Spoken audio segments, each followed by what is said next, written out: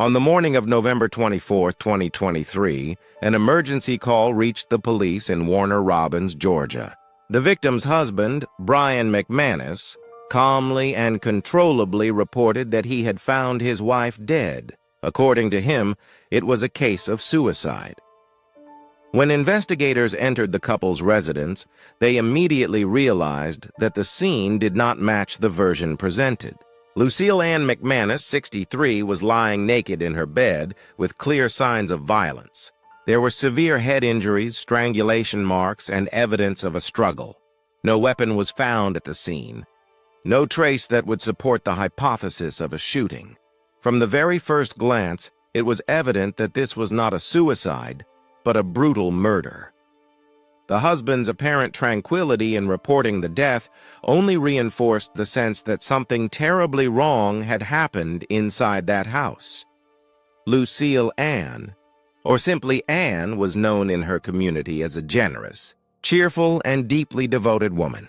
A mother, grandmother, and friend, she was the central figure in family gatherings, known for her hospitality and unconditional affection. After losing her previous husband, Ann faced loneliness. Like many people her age, she sought companionship and emotional support. She wanted someone to share simple moments with, someone who would bring presence to ordinary days. It was in this moment of vulnerability that she met Brian McManus. He introduced himself as a former British police officer, charming, attentive, and seemingly trustworthy. With a foreign accent and the demeanor of a worldly man, Brian appeared to be Ann's chance to find love again. The relationship evolved with unusual speed. In just 3 months, they were married. Although friends and family found the pace strange, Ann believed she was facing a new opportunity for happiness. But behind what seemed like a romance lay a much darker reality. Brian McManus was not the upstanding man he pretended to be. He had worked for the London Metropolitan Police for years, but his career ended disgracefully. He was expelled from the force after multiple allegations of misconduct, including sexual harassment. His exit was not honorable, and his reputation was already marred by scandals. In the United States, Brian was looking for a fresh start. But there was also a practical motivation, the need to obtain legal residency in the country. For him, a quick marriage was the solution to getting a green card and became the perfect target. A caring woman open to believing promises who offered him exactly what he needed. In Brian's eyes, the marriage was not an emotional commitment, but a contract of convenience. While pretending to be the ideal partner, he maintained a parallel life. His frequent trips to Florida, presented as work commitments, were actually encounters with a mistress. This duplicity would be the breaking point that would ultimately lead to the crime. Brian's mistake was a banal detail. In a moment of carelessness, he sent a message intended for his mistress directly to Ann. It was enough for the entire house of lies to begin to crumble. Ann confronted her husband and made it clear that she would not tolerate being used. More than that, she threatened to report him to immigration authorities. For her, the marriage no longer made sense. For him, the threat meant losing the green card, possible deportation, and the end of his double life. In Brian's mind, Ann had become an obstacle, and, in his cold and calculated way, obstacles were problems that needed to be eliminated. When the team of Warner Robins detectives crossed the threshold of the house on Wake Forest Drive, the scene before them revealed a nightmare. Nothing matched Brian's cold and meticulous account. Lucille Ann's body was stretched out on the bed, still with clear signs of a struggle, and the room showed bloodstains scattered in patterns that indicated prolonged violence. For experienced investigators, this could never be mistaken for suicide. It was a deliberate and brutal murder scene. The first detail that caught attention was the total absence of a firearm. There was no pistol, no spent casings, no gunshot residue on hands or tissues. Instead, the body bore deep marks on the head area, consistent with repeated blows from a blunt object and clear signs of manual strangulation. The scratches on Brian's arms, noticed by officers early on, gained new meaning. They were the marks of a victim's despair trying to resist. The investigation quickly began to unfold. The scene was isolated and every detail meticulously photographed and cataloged. The preliminary autopsy already pointed to severe blunt force trauma to the head and compression of the airways. But the key piece was still missing: the murder weapon. It was evident that Brian had tried to dispose of it before calling 911. The priority became finding the object used to subdue Anne.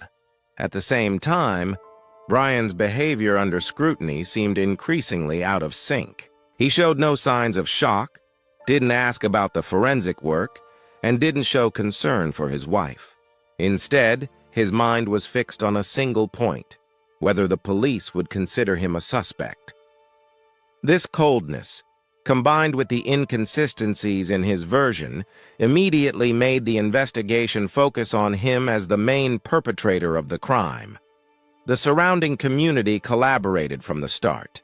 Several residents reported seeing Brian that morning, walking the dog on an unusual route. The recurring detail was the detour to a nearby drainage ditch where he did not normally walk. This information, cross-referenced with residential surveillance cameras collected on the street, provided the first major breakthrough. The images showed Brian heading toward the ditch around 8:45 a.m., carrying something in his hands, and returning minutes later in a rush. Half an hour later, he called 911. Search teams were mobilized to scour the indicated area. There, submerged in the murky water, a rubber mallet was located, stained with blood and with fibers compatible with bedding. Beside it, a damaged cell phone also discarded. The discovery turned suspicions into concrete evidence. The weapon used against Anne was before the investigators. Forensic examinations confirmed every hypothesis. The blood on the mallet genetically matched Lucille Ann, and residues on its surface corresponded with Brian's DNA. The final autopsy concluded that the victim not only suffered repeated blunt force trauma to the head, but was also manually strangled, indicating a prolonged, direct contact attack. Under Anne's fingernails, additional genetic material was found. It was Brian's DNA, clear evidence of resistance and aggression. At the same time, investigators explored the couple's digital history. In the phone records, they discovered messages exchanged between Brian and a woman in Florida, revealing the extramarital affair. The most disturbing piece emerged when they confirmed that Anne had mistakenly received a message intended for the mistress, an error that collapsed the facade of trust and prompted her decision to confront her husband. Close witnesses confirmed that Anne had commented on reporting the marriage as immigration fraud, exposing the real reason for Brian's haste to formalize the union. For him, this threat was equivalent to losing everything: the green card, residency, and the mask he had built. Faced with the evidence, Brian began to rehearse alternative versions. The first attempt was cruel in its essence. He insinuated that Anne's own granddaughter, Jessica Terrell, and her boyfriend might be involved. The strategy, besides being desperate, aimed to deflect the focus, even at the cost of the family's pain. But just a few cross-checks of location data were enough to dismantle the farce. Both were miles away at the time of the crime, with no possibility of involvement. Frustrated, Brian changed his narrative again. He said that a home invasion or a robbery gone wrong might have occurred. However, the scene showed no signs of forced entry, nothing had been taken, and once again, the neighborhood cameras showed the absence of any third party at the residence. Only he and Anne remained inside the house during the period the murder occurred. The investigation solidified around a clear pattern. Brian was a serial manipulator. Documents obtained revealed that, in his career with the Metropolitan Police in London, he had been expelled after a series of sexual harassment complaints. Records also indicated a previous marriage in Idaho, marked by domestic violence and arrest. Every woman he related to was seen as a temporary resource, used until she lost utility and discarded without remorse. In Ann's case, the situation was even more cruel. She believed she was starting over, finding companionship during a solitary phase of life, when in fact she had become the target of a cold predator. Brian knew her routines, knew her vulnerabilities, and had total access to her intimate space. When he realized his disguise was crumbling, he chose to silence her brutally, believing he could stage a suicide and escape the consequences. The puzzle pieces began to fit together for the prosecution. There was physical evidence, there was video footage, there was DNA, and there was a clear motive. The case was transforming into a solid accusation, ready for trial. Still, prosecutors knew they would face a calculating defendant, accustomed to lying and manipulating until the last moment. The formal arrest occurred on November 25, 2023, just one day after the crime. Brian was led away in handcuffs, maintaining the same cold, calculated expression he had exhibited from the beginning. For the Warner Robins community, that was the moment the veil definitively fell. The man who had presented himself as a respectable former British police officer was, in fact, a sociopath who had destroyed a life in pursuit of self-interest. The trial against Brian McManus quickly became one of the most talked about in Houston County, Georgia. The crime not only shocked by its brutality, but also by the nature of its staging. A former British police officer, trained and supposedly committed to the law, who now sat in the dock, accused of murdering his own wife to protect an immigration farce and an extramarital secret. From the outset, prosecutors were emphatic in building the image of Brian as a man who should never be trusted. They knew the jury would need to understand that this was not a sudden crime of passion, but the cold, calculated act of a serial manipulator. To do this, they revisited Brian's dark past. From his dishonorable discharge from the London Metropolitan Police to his history of domestic violence recorded in the United States. The courtroom was packed during the first days of the hearing. Family members, neighbors, and the curious came to follow every detail. For many, it was difficult to reconcile the image they had of Anne, a generous, welcoming, and trustworthy woman, with the reality of the cruel death she had suffered inside her own home. The contrast was painful and fueled the community's outrage. The prosecution began the presentation with the 911 recording.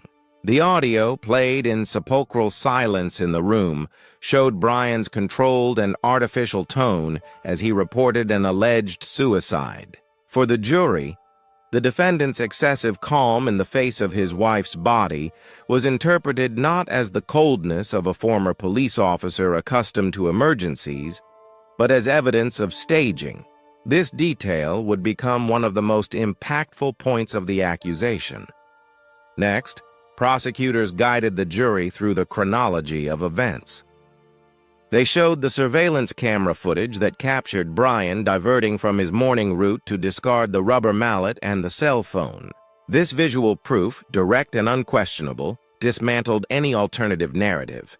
The jury could see with their own eyes the moment Brian attempted to conceal the weapon that would be used against him in court minutes later. Forensic experts reinforced the material evidence. The medical examiner meticulously described Anne's injuries, multiple blunt force trauma to the head and signs of manual strangulation. He explained that the marks on the throat bones and internal tissue hemorrhage were consistent with prolonged compression. Under the victim's fingernails, skin fragments and Brian's DNA confirmed the desperate struggle. The defense, in turn, tried to explore the few possible loopholes. They argued that Brian had panicked upon finding his wife dead and, in desperation, had tried to stage a suicide scene to protect the family's reputation. The idea, however, could not be sustained against the weight of the evidence. The jury knew that a man in shock would not walk to a ditch to discard the weapon and a cell phone, nor would he accuse members of his own family of murder. The testimony of Ann's granddaughter, Jessica Terrell, was particularly moving. She described the deep emotional bond she had with her grandmother and the incredulity upon discovering that Brian had falsely attempted to implicate her. The jury watched Jessica's tears and indignation closely, perceiving the brutal contrast between Ann's kindness and Brian's calculated manipulation. Another impactful moment came with the revelation of Brian's past in the British police. Official documents and testimonies confirmed his expulsion after complaints of sexual harassment and abusive behavior.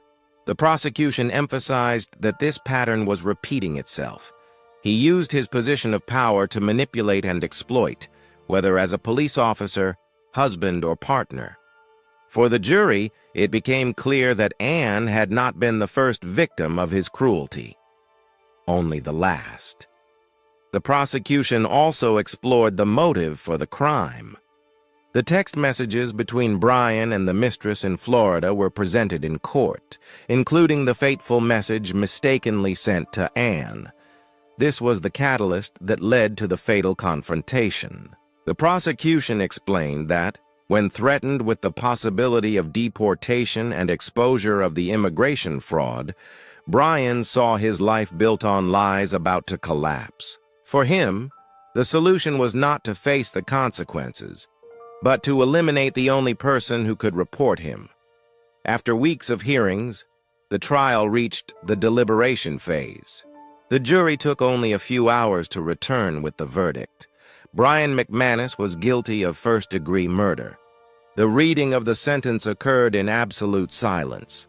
Brian remained motionless, showing no emotion, as the prosecutor read the decision that would condemn him to spend the rest of his life behind bars. The judge was emphatic in imposing the penalty: life imprisonment without the possibility of parole. In justifying the sentence, he stated that Brian had demonstrated absolute contempt for human life, manipulating and exploiting those who should trust him, culminating in a premeditated and cruel murder. In the audience, Ann's family embraced in tears. There was pain for the irreparable loss, but also relief for the justice achieved. Jessica, the granddaughter Brian tried to incriminate, described the moment as the victory of truth over lies, of dignity over manipulation. For the Warner Robins community, the conviction represented the closure of a chapter of horror and the recognition of Ann's memory as an innocent victim of a predator. Brian was led away in handcuffs from the courthouse, destined to serve the remainder of his days in a Georgia prison. There, far from the respectable image he had tried to maintain and deprived of the freedom he sought to preserve at all costs, he would face the consequences of a life marked by lies, violence, and destruction.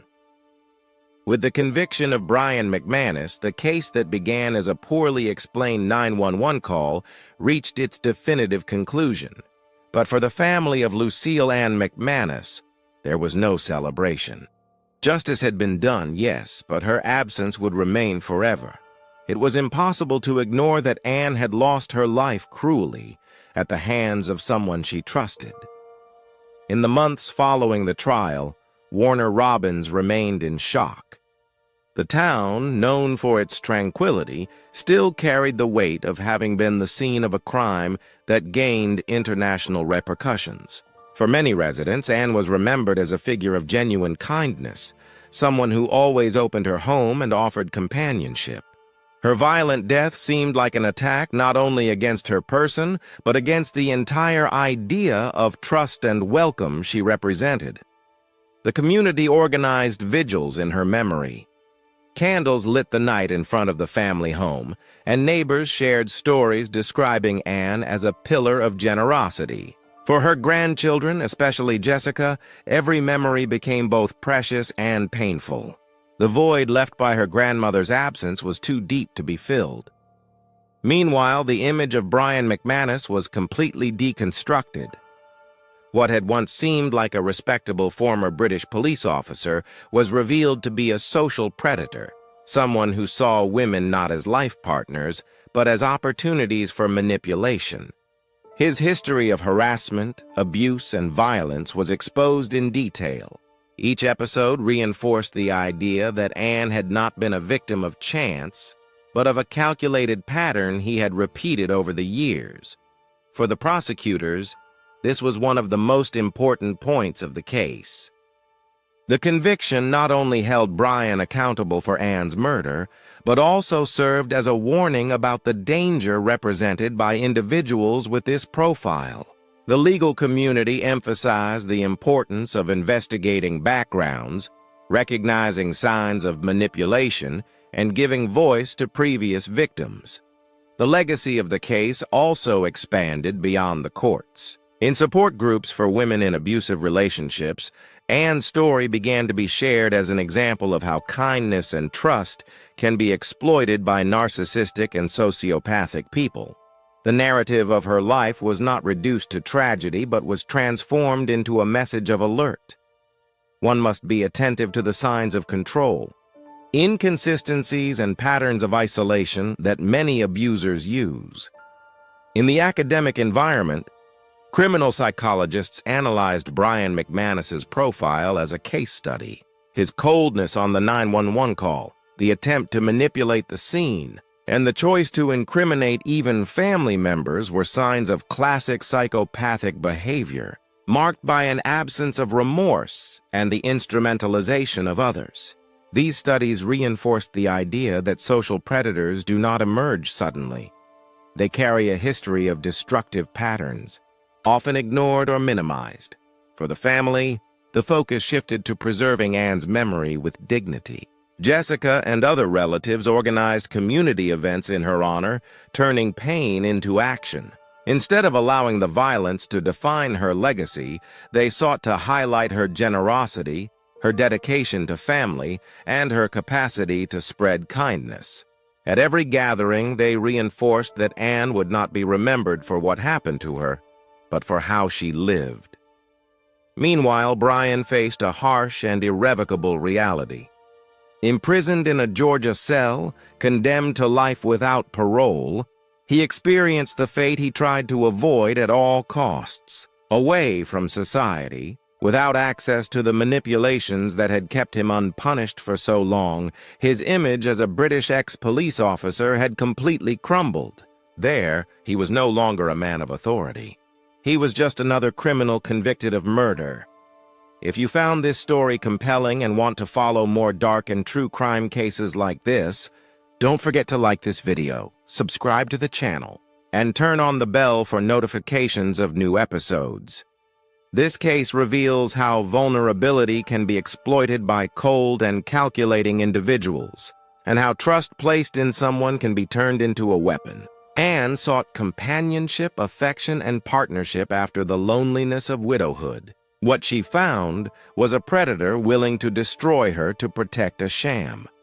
This is not just a crime about immigration fraud, adultery, or manipulation. It is a crime about broken trust, about the vulnerability of kindness, and about the courage needed to recognize signs of danger before it is too late. For those who knew her, Anne remains a symbol of light. For those who heard her story, her life becomes a warning. Never underestimate the signs, never ignore intuition, and never accept manipulation as normality. Because in the end, the silence imposed by violence can be irreversible. Thus concludes the case of Lucille Ann McManus, a woman whose life was brutally taken by the one who promised to protect her. A crime that exposed the shadows of a man marked by manipulation and coldness, but also the resilience of a family and a community that refused to allow lies to have the final word. In the courtroom, justice was served. But in the hearts of those who loved her, Anne's memory remains alive, illuminating the path of those who seek strength amid the darkness like a beacon.